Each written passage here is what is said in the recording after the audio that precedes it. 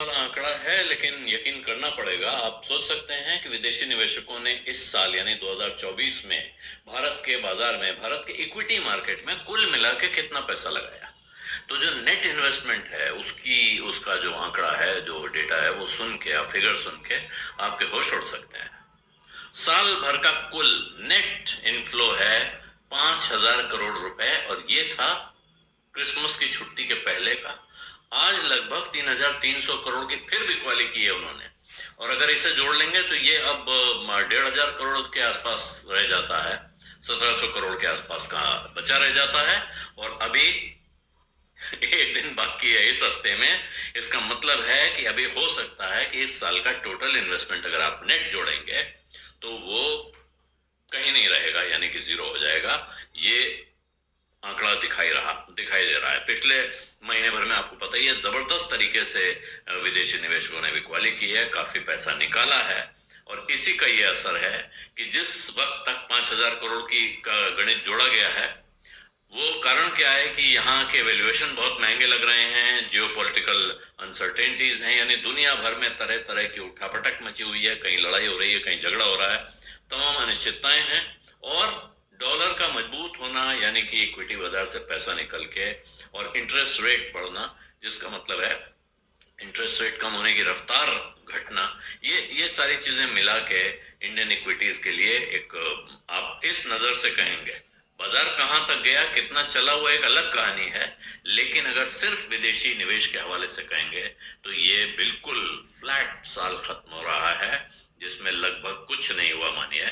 तो net investment उस दिन तक का था 5,052 करोड़ रुपए का, इसमें से आज के करीब 3,300 करोड़ रुपए और निकाल दीजिए तो और कम कर लीजिए।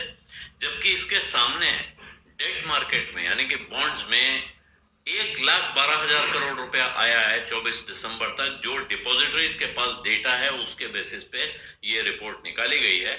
और ये जो बिल्कुल नील दिख रहा है आपको साल का इन्वेस्टमेंट इक्विटी में, इसके सामने इससे पहला साल 2023 1,71,000 करोड़ रुपया आया था इसी बाजार में।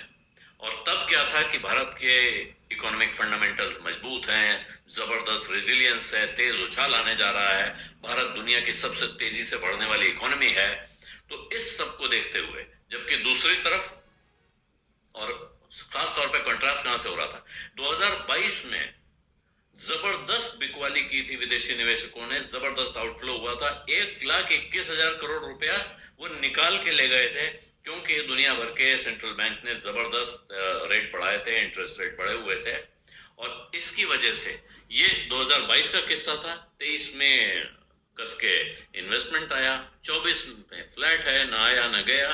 अब उम्मीद ये की जा रही है कि 2025 में ऑप्टिमिज्म लौट सकता है, उम्मीद लौट सकती है, और उसके बाद वो 2025 में वापस भारत में विदेशी निवेशकों के आने का सिलसिला शुरू हो सकता है। हालांकि ये जो गिरावट है, इसकी इसकी खास वजह जो निराशा है, विदेशी निवेशक हिले हुए दिख रहे हैं, उसका कारण यह है कि एक चाइनीज इक्विटीज का खास अंत में दिखा है।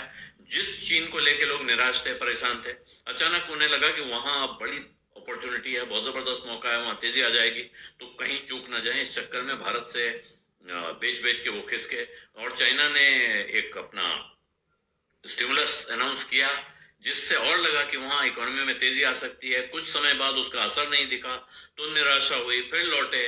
लेकिन फिर चीन की तरफ से ऐसे संकेत आ रहे हैं कि वहां वो इकोनॉमी में जान फूकने की और कोशिश करेंगे। तो ये सारे कारण हैं अभी तक की निराशा के, परेशानी के। लेकिन अब उम्मीद ये किया जा रहा है कि अब कंपनियों की कमाई में कुछ सुधार दिखाई पड़ेगा, वहां तेजी आएगी। खास तौर पे जो कंपनियां भारत के बाजार पे निर्भर हैं, दुनिया पे जो निर्भर हैं, उनका तो अभी कहा नहीं जा सकता क्या होगा, क्योंकि दुनिया अभी ऐसे ही अनसर्टेन बनी रहेगी, ऐसी आशंका दिख रही है। लेकिन लोग कह रहे हैं, और विशेषज्ञों का कहना है, कि जो भारत में जिन कंपनियों का धंधा भारत पर ही डिपेंडेंट है, यानी कि जिनका डोमेस्टिक फोकस है, उनमें तेजी आ सकती है। तो ये मैन्युफैक्चरिंग वाली कंपनियां, जिनके बड़े बड़े कारखाने हैं, जो कैपिटल गुड्स यानी ऐसी कंपनियों के लिए मशीनरी बनाती हैं, पार्ट्स बनाती हैं, उनमें लाभ आ सकता है। और दूसरी तरफ ये जो दूसरे इमर्जिंग मार्केट्स हैं, जैसे दक्षिण एशिया के देश हैं, पूर्वी एशिया के देश हैं, दक्षिण पूर्व एशिया जिसको साउथ ईस्ट एशिया कहते हैं, उनकी तरफ से और कुछ लैटिन अमेरिकन देशों की तरफ से अगर वहां के वैल्यूएशन और चीपर दिखते रहे तो फिर ये भारत के लिए खास तौर पे विदेशी निवेश के मोर्चे पर एक चुनौती खड़ी कर सकता है।